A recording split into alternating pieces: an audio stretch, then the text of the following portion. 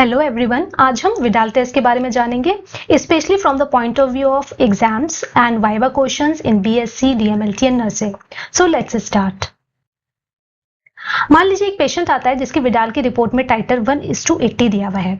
इस पेशेंट को टाइफॉइड है या नहीं, कैसे डिसाइड करेंगे? Right your answers in the comment section because 90% of the students report it wrong. तो आज हम जानेंगे कि एक विडाल रिपोर्ट को कैसे करेक्टली और कॉन्फिडेंटली आप लैब में इंटरप्रेट कर सकते हैं और कैसे आप कॉमन मिस्टेक्स अवॉइड कर सकते हैं जो यूजुअली स्टूडेंट्स करते हैं अपने एग्जाम्स में। इस वीडियो में हम जानेंगे विडाल के टाइटर्स को, क्या सिग्निफिकेंस है कट ऑफ टाइटर की, पेयर्ड सैंपल और प्रोजोन फिनोमेना क्या होते हैं, कुछ रियल लाइफ केसेस भी देखेंगे और कौन सी वो कॉमन लैब मिस्टेक्स हैं जिन्हें हम इजीली अवॉइड कर सकते हैं। मान लीजिए आपके पास एक पेशेंट आता है जिसको फीवर है 5 डेज से, उसका हमने विडाल टेस्ट कराया। अब इस पेशेंट के विडाल टेस्ट में O 1:40 और H 1:80 आया। इस पेशेंट को फीवर टाइफॉइड की वजह से है, यस और no? Right your answers in the comment section below. तो पहले हम समझ लेते हैं कि विडाल टेस्ट होता क्या है। विडाल टेस्ट बेसिकली एक एग्लूटिनेशन टेस्ट है जो हम करते हैं for the diagnosis of enteric fever. Enteric fever includes typhoid as well as paratyphoid fever जो साल्मोनेला टाइफी और पैराटाइफी से होता है। हमारे इंडिया में most likely most common typhi और पैराटाइफी ए है, पैराटाइफी बी बहुत रेयरली आपको देखने को मिलेगा। सो इस एग्लूटिनेशन रिएक्शन में क्या होता है, साल्मोनेला का एंटीजन होता है, हमारी बॉडी एंटीबॉडी बनाती है और ये दोनों रिएक्ट करते हैं। जब ये दोनों रिएक्ट करते हैं तो कुछ क्लम्प फॉर्मेशन होता है जिसे हम विडाल टेस्ट में डिटेक्ट करते हैं। अब हम समझेंगे कि विडाल टेस्ट में हम कौन से एंटीजन्स हैं जिसके अगेंस्ट एंटीबॉडीज डिटेक्ट करते हैं। साल्मोनेला टाइफी ओ सोमैटिक एंटीजन के अगेंस्ट एंटीबॉडीज चेक करी जाती हैं। साल्मोनेला टाइफी के एच यानी कि फ्लैजिलर एंटीजन के अगेंस्ट, पैराटाइफी ए के एच एंटीजन और पैराटाइफी बी के एच एंटीजन के अगेंस्ट हम इसमें एंटीबॉडीज को डिटेक्ट करते हैं। अब हम ये समझेंगे कि हमारी बॉडी में O और H एंटीबॉडीज कैसे डेवलप होती हैं। सबसे पहले पेशेंट को टाइफाइड हुआ, फीवर होने के बाद हमारी बॉडी में सबसे पहले O एंटीबॉडीज राइज करती हैं। इसको बनने के लिए कम से कम 1 हफ्ते का टाइम लगता है। उसके बाद 2 से 3 हफ्ते के अंदर हमारी बॉडी में H एंटीबॉडीज डेवलप करती हैं। इसको बनने के लिए कम से कम 2 to 3 वीक्स का टाइम लगता है। So O antibodies appear early and then decline. H antibody will form after 2 to 3 weeks, but still it will persist in the blood.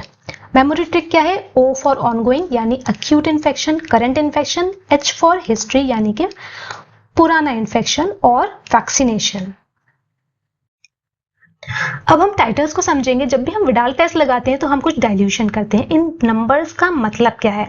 Actually जब आप पेशेंट का सीरम लेते हैं तो उसको डबलिंग डाइल्यूशन में रन करते हैं। 1:20 का मतलब बहुत सिंपल है कि अगर कोई चीज़ 20 ml है तो उसमें से 1 ml हमने पेशेंट का सीरम लिया है और 19 ml हमने डाइल्यूएंट यानी कि नॉर्मल सलाइन लिया है। सिमिलरली 1:40 में आपका 1 ml पेशेंट का सीरम है और 39 ml नॉर्मल सलाइन है। इस तरह से हम डबलिंग डाइल्यूशन यानी ट्वाइस टाइम उसको डाइल्यूट करते जाते हैं और रन करते हैं। और जो लास्ट ट्यूब होती है जिसमें आपको विजिबल क्लम्पिंग या फिर एग्लूटिनेशन देखने को मिलता है वो ही विडाल का टाइटर हो जाता है। जैसे कि इस केस में विडाल का टाइटर है 1:160। हम समझेंगे कि बेसलाइन टाइटर क्या होता है। Because we live in India, यहाँ पे थोड़ा बहुत साल्मोनेला का इन्फेक्शन से हम सब एक्सपोज रहते हैं। इसकी वजह से हमारी बॉडी में कुछ ना कुछ एंटीबॉडी टाइटर्स बने रहते हैं। तो कुछ लेवल ऑफ एंटीबॉडी नॉर्मल होता है, यानी नॉर्मल लोगों में, हेल्दी पॉपुलेशन में भी पाया जाता है। सिर्फ एक कट ऑफ यानी एक वैल्यू के ऊपर हमारी बॉडी अगर एंटीबॉडी शो करती है तभी हम उसको सिग्निफिकेंट मानेंगे। और इसी वजह से एक सिंगल विडाल कई बार मिसलीडिंग हो जाता है अगर आप डायग्नोसिस के लिए यूज करते हैं। तो अब हम समझेंगे कि ये डायग्नोस्टिक कट ऑफ्स क्या हैं। डायग्नोस्टिक कट ऑफ्स वो वैल्यू हैं जिनके ऊपर हमारा साल्मोनेला टाइफी की एंटीबॉडी सिग्निफिकेंट हो जाता है। ये जो आपका O एंटीबॉडी है more than equal to 1:80, AH और BH भी मोर देन इक्वल टू 1:80। अगर इतनी या इससे ऊपर की ट्यूब में आपको एग्लूटिनेशन दिख रहा है तो वो सिग्निफिकेंट माना जाएगा, इससे नीचे है तो वो सिग्निफिकेंट नहीं होगा। सिमिलरली टाइफी के H एंटीजेंस के अगेंस्ट एंटीबॉडी 1:160 या उससे ऊपर सिग्निफिकेंट मानी जाती है। O एंटीबॉडीज हमेशा एक्यूट इन्फेक्शन की तरफ इशारा करते हैं, जबकि H एंटीबॉडीज आपको पुराने पास्ट इन्फेक्शन या फिर वैक्सीनेशन के केसेस में देखने को मिल जाता है। यहाँ पे एक बात बहुत इंपॉर्टेंट नोट करने की कि कई बार लैब्स टू लैब ये कट ऑफ वैल्यू थोड़ी वेरी कर सकती है, क्योंकि इंडिया में डिफरेंट एरियाज में डिफरेंट टाइटर्स नॉर्मल पॉपुलेशन में पाए जाते हैं। कुछ लैब्स सारे कट ऑफ 1:80 रिपोर्ट करते हैं, तो ये चीज आपको लैब रिपोर्ट की इंटरप्रिटेशन में देखने को मिल जाएगी कि वहां का कट ऑफ क्या है।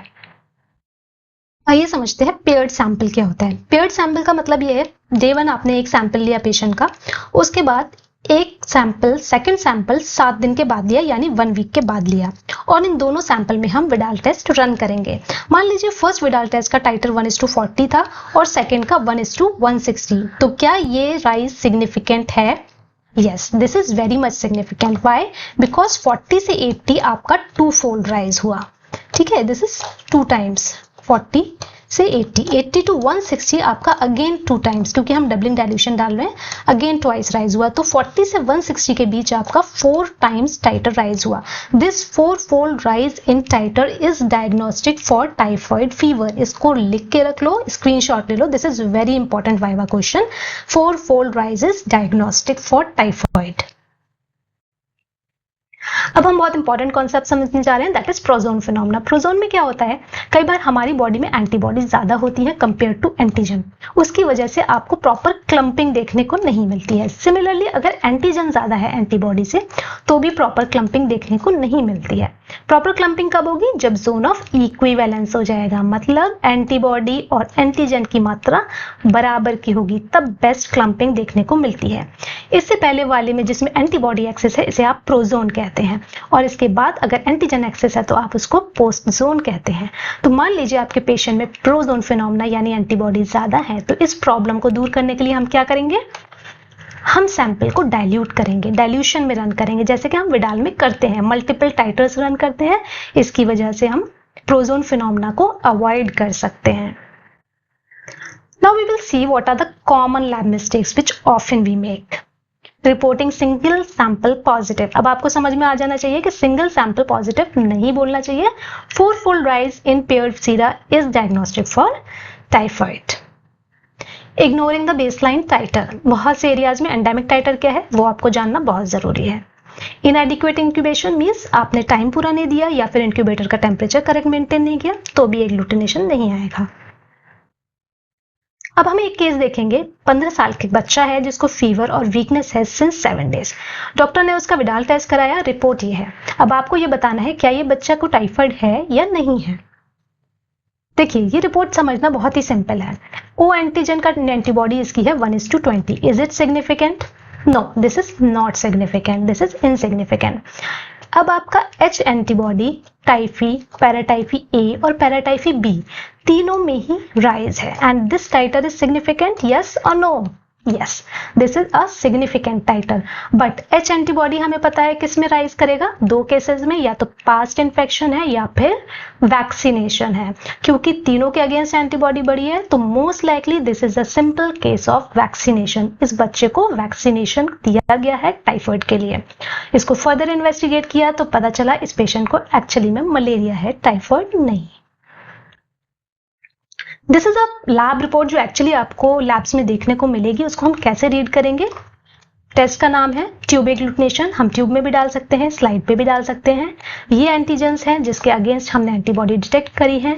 ये रिजल्ट्स हैं, क्या टाइटर है 1:20 या नॉन रिएक्टिव। ये बायोलॉजिकल रेफरेंस है, मतलब नॉर्मल लोगों में क्या रिजल्ट आता है, यूजुअली नॉन रिएक्टिव। तो अगर ये 1:80 या 1:160 से ज्यादा होगा तब हम इसको सिग्निफिकेंट मानेंगे। नीचे इंटरप्रिटेशन में आपको उस लैब का या उस एरिया का एंडेमिक टाइटर और सिग्निफिकेंट कट ऑफ देखने को मिल जाता है। अब आपके पास एक 18 साल की फीमेल आती है जिसको फीवर है और एब्डोमिनल पेन है सिंस 6 डेज। डॉक्टर उनका विडाल टेस्ट कराते हैं, विडाल की रिपोर्ट ये आती है। डॉक्टर देखते हैं विडाल के टाइटर्स तो सिग्निफिकेंट नहीं है, उसको हम सिम्टोमेटिक ट्रीट करते हैं पैरासिटामोल देके। बट पेशेंट ठीक नहीं होती, पेशेंट दोबारा से 1 हफ्ते बाद आती है और डॉक्टर उनका रिपीट विडाल टेस्ट कराता है डे 13 में। विडाल टेस्ट की रिपोर्ट ये आती है, क्या इस पेशेंट को टाइफाइड है, यस और no? Yes, very clear cut case of typhoid fever. O antibody titre कितना राइज हुआ? 4 फोल्ड, 40 से 80, 80 से 160, 2 + 2 4 फोल्ड राइज हुआ, ठीक है। एच एंटीबॉडी टाइटर भी राइज हुआ है 2 फोल्ड, बट ओ हमें एक्यूट इन्फेक्शन या करंट इन्फेक्शन बताता है, तो this is clear cut case of typhoid because there is 4 fold rise in paired sample. Now we will see के विडाल टेस्ट फॉल्स पॉजिटिव और फॉल्स नेगेटिव कब हो सकता है। False positive in case of malaria, dengue fever, liver disease, other salmonella infection या फिर पहले कभी सैल्मोनेला का इन्फेक्शन हुआ है, टैब वैक्सीन, टाइफॉइड के against vaccine very important, and cross reacting organism जैसे कि ब्रूसेला। क्रॉस रिएक्टिंग का मतलब उस ऑर्गेनिज्म के अगेंस्ट जो एंटीबॉडीज बन रही हैं वो सेम टू सेम है जो टाइफॉइड के लिए बनती हैं, सिमिलर है, इसकी वजह से ये एंटीबॉडीज आपस में क्रॉस रिएक्ट कर रही हैं और फॉल्स पॉजिटिव रिजल्ट दे रही हैं। फॉल्स नेगेटिव मतलब पेशेंट को टाइफॉइड तो है लेकिन उसका विडाल टेस्ट नेगेटिव आ रहा है। क्यों आ सकता है? Early acute phase. आपने देखा था ओ एंटीबॉडी बनने के लिए हमें 1 हफ्ता लगता है, अगर आपने फर्स्ट वीक में सैंपल लिया नेगेटिव आ सकता है। इम्यूनो कॉम्प्रोमाइज यानी पेशेंट एंटीबॉडी बना नहीं पा रहा जबकि उसको इन्फेक्शन है। Antibiotic treatment very important, most important question, इसको लिख के रख लो। अगर पेशेंट ने फर्स्ट वीक में एंटीबायोटिक ले ली उसके बाद वो डॉक्टर को दिखाने आएगा और टाइफॉइड का टेस्ट कराएगा तो वो नेगेटिव हो सकता है। प्रोजोन फिनोमेना क्या करेंगे इसके लिए? डाइल्यूट करके सैंपल को रन करेंगे लैब में। Sample collected in first week, obviously it will come negative, antibodies नहीं बनी। Now we will go through some exam text जो आपके वाइवा और प्रैक्टिकल एग्जाम्स के लिए बहुत इंपॉर्टेंट है। ओ से कौन सा एंटीबॉडी है? ऑनगोइंग इन्फेक्शन की, एच हिस्ट्री या फिर वैक्सीन, ये क्लियर हो जाना चाहिए। प्रोजोन फिनोमेना से हमें क्या हो सकता है? फॉल्स नेगेटिव रिजल्ट आ सकते हैं। सैंपल डाइल्यूट करके रन करेंगे, ये प्रॉब्लम सॉल्व हो जाएगी। एंडेमिक एरिया, इंडिया में सिंगल विडाल कभी भी डायग्नोस्टिक नहीं होता है। क्या करना है आपको? पेयर्ड सैंपल लेना है, 4 फोल्ड राइज है, दैट इज डायग्नोस्टिक। विडाल अकेला कंफर्म नहीं कर सकता टाइफॉइड को, उसके लिए आपको क्या करना है? गोल्ड स्टैंडर्ड है टाइफॉइड का blood culture. Blood culture first week में कलेक्ट करना चाहिए, एंटीबायोटिक से स्टार्ट करने से पहले कलेक्ट करना चाहिए, बहुत अच्छा मेथड है। और हमेशा कोरिलेट करना है क्लिनिकली के पेशेंट को फीवर है, एब्डोमिनल पेन है, रैशेज है, कोटेड टंग है, सिम्टम्स मैच कर रहे हैं कि नहीं, is very important. Now coming to the viva questions. Examiner आपसे पूछता है which antibody shows acute infection in typhoid. आप आंसर देंगे antibodies to O antigen, correct. Why paired sample is needed? Paired sample is needed to show 4-fold rise in titer which is diagnostic for typhoid fever. Okay. Examiner पूछता है significant titer क्या है Widal test में। Your answer will be it varies from area to area, usually it is more than equal to 1:80 and for Salmonella typhi H antigen more than equal to 1:160, but it can vary from area to area. Thank you so much for watching the video. Please subscribe to the channel if you like it and comment your questions and also your answers in the comment section below.